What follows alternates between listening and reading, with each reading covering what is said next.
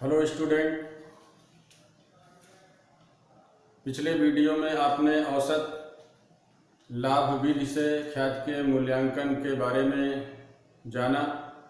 उसी कड़ी में आज इस वीडियो में आपको दो अन्य विधियों के बारे में बताया जाएगा, जिसमें से दूसरी विधि ख्याति के मूल्यांकन की अधिलाभ विधि, जिसे सुपर प्रॉफिट मेथड के नाम से जाना जाता है।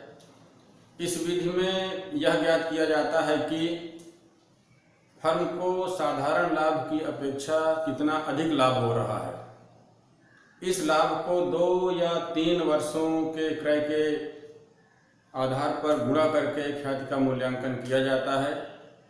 अर्थात जो भी एवरेज प्रॉफिट होगा, जितने वर्षों का होगा उतने वर्षों से गुणा करके ख्याति के मूल्यांकन किए जाते हैं, जिसका सूत्र यहाँ पर दिया हुआ है। Normal profit equal to capital investment into normal rate of return upon 100। Super profit निकालने के लिए अर्थात अधिलाभ निकालने के लिए average profit minus normal profit. उसके बाद गुडविल निकालेंगे हम। गुडविल के लिए super profit into number of years, यानी जो भी अधिलाभ प्राप्त होगा, सुपर प्रॉफिट मिलेगा, उसको हम नंबर ऑफ ईयर्स से गुणा कर देंगे और उसके बाद जो धनराशि आएगी वह गुडविल मानी जाएगी। अब मैं आपको यहाँ पर एक उदाहरण के माध्यम से बताऊंगा कि कैसे अधिलाभ विधि के आधार पर ख्याति का मूल्यांकन किया जाता है। एक छोटा सा सवाल मैं आपको पढ़ रहा हूं, ध्यान से सुनिए। यदि कोई फर्म की पूंजी 80,000 रुपया है और उसका जो नॉर्मल प्रॉफिट होता है वो 90,000 रुपये का होता है, जबकि उसकी सामान्य दर 10% है। ख्याति का अधिमूल्य 3 वर्ष के क्रय के मूल्य के आधार पर किया जाएगा। अधिलाभ विधि से यहाँ पर ख्याति का मूल्यांकन करना है, जिसमें सबसे पहले हमें नॉर्मल प्रॉफिट निकालना है। नॉर्मल प्रॉफिट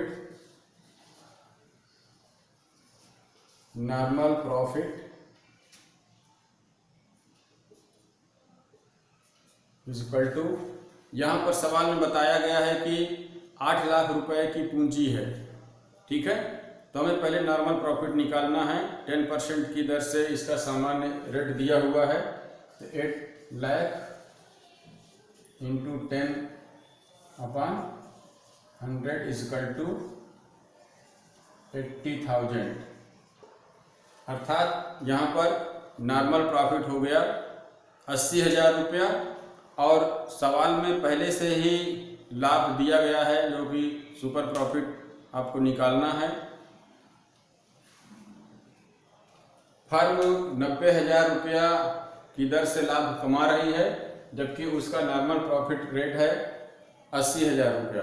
अब हमें सुपर प्रॉफिट निकालना है। Super profit is equal to 90,000 minus 80,000 is equal to 10,000।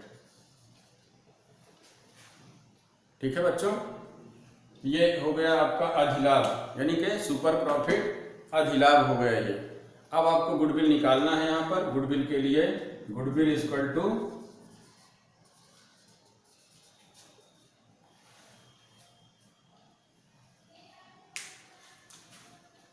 Super profit into number of years. यहाँ 3 वर्षों के लिए कहा गया है। नंबर ऑफ ईयर्स 3 वर्ष के हो गए। इस प्रकार आपकी जो गुडविल की धनराशि हो गई वो हो गई 30,000 रुपीज। ठीक है, ये इसका आंसर हो गया। तो अब आप समझ गए होंगे कि अधिलाभ विधि से यदि ख्याति का मूल्यांकन करना हो तो कैसे करेंगे।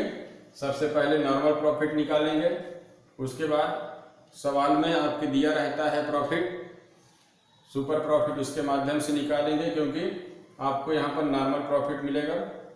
जो पहले से दिया हुआ प्रॉफिट है उससे आप घटा दे रहे हैं तो सुपर प्रॉफिट आपको मिल जाता है, अधिलाभ मिल जाता है। और उस अधिलाभ को जितने वर्षों के लिए कहा गया है उससे गुणा यदि कर देते हैं तो आपको गुडविल की धनराशि प्राप्त हो जाती है, अर्थात फर्म को मालूम चल जाता है कि प्रेजेंट टाइम में गुडविल की धनराशि कितनी है।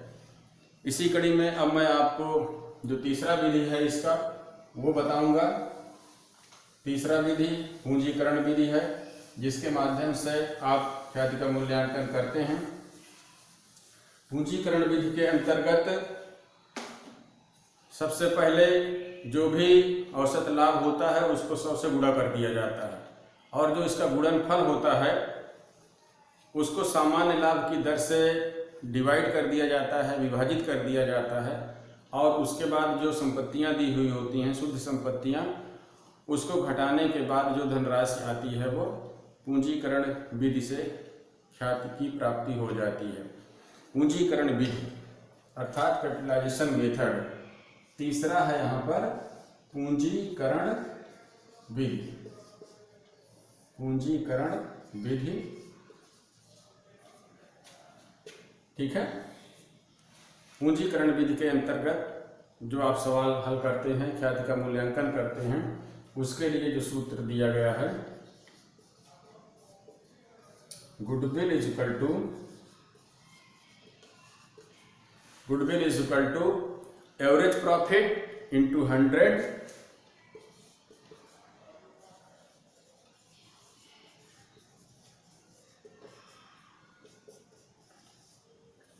Upon rate of normal profit.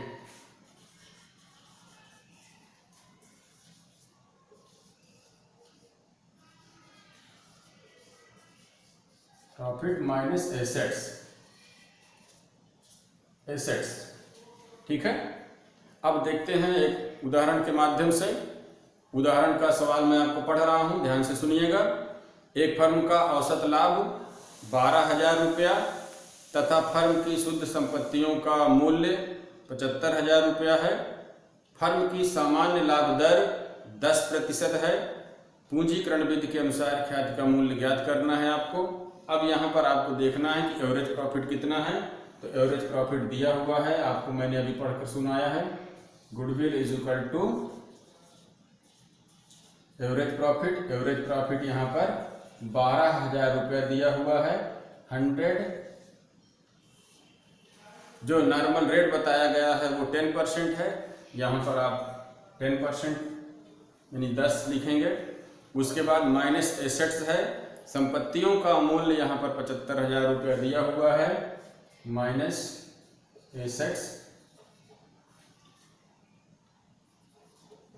तो एसेट्स अब हम इसको हल करते हैं तो यहाँ पर ये आपका आ जाएगा कितना, 1,20,000 रुपया आएगा। यदि हम इसको गुणा करते हैं तो इसका जो हल आता है वो अब हो जाता है 1,20,000 रुपया, ठीक है। अब हमें इसमें से संपत्तियों को माइनस करना है तो 1,20,000 माइनस 75,000 रुपया इज इक्वल टू, अब जो धनराशि शेष बचेगी वो धनराशि हो जाएगी गुडविल की। यहाँ पर हो जाएगा 45,000। ये धनराशि आपकी गुडविल होगी। तो इस प्रकार आपने देखा कि पूंजीकरण विधि से किस प्रकार हम यहाँ पर ख्याति का मूल्यांकन करते हैं, ठीक है बच्चों। ख्याति मूल्यांकन की जो 3 विधियाँ थीं मैंने आपको पूरा बता दिया है। अब मैं आपको इस वीडियो के साथ सवाल भी भेजूंगा। आप उस सवाल को देखिए, हल कीजिए, और यदि आपको समझ में नहीं आता है तो अपने ग्रुप में मुझसे प्रश्न पूछ सकते हैं, जिसका कि मैं आपको उत्तर ग्रुप के माध्यम से दूंगा।